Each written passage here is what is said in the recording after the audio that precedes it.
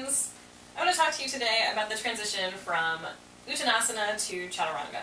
So I've been seeing this thing recently in yoga classes where people are jumping back from a forward fold into a plank with straight arms. And honestly, this is a little bit risky for shoulder, elbow, wrist joints, as well as for the low back.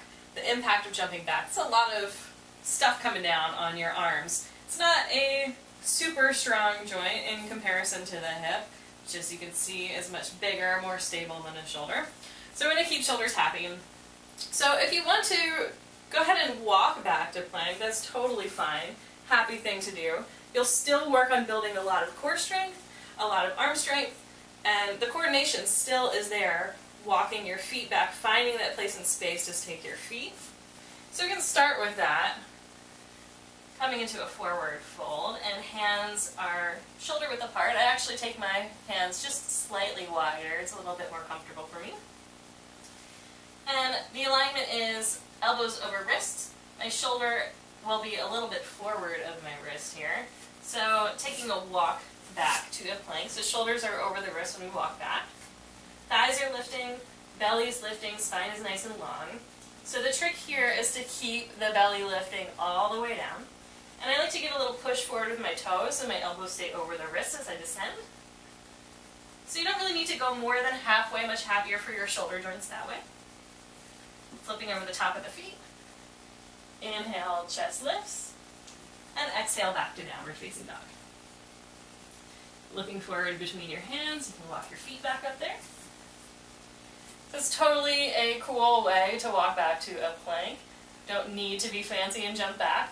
But if you want to, it's a great way to build more strength and coordination. So the way to do that, we're going to take hands, again, each side of the feet, and palms have got to be down flat on the floor. So bend your knees as much as you need to make that happen.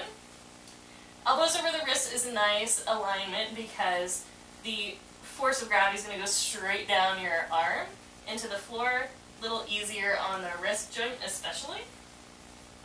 So as we do this, we're going to inhale and lengthen the spine.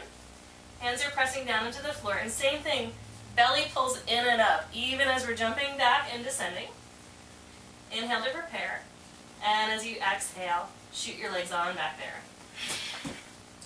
You can always bend your elbows a little bit more once you come down. Flipping over the feet. Inhale, chest lifts. Exhale, back to downward facing dog. You can either walk forward like we did before, or you can bend your knees a lot, look forward between your hands, and exhale. Hands press down, belly pulls up as you hop forward. And the feet press down as you inhale all the way back up to Tadasana.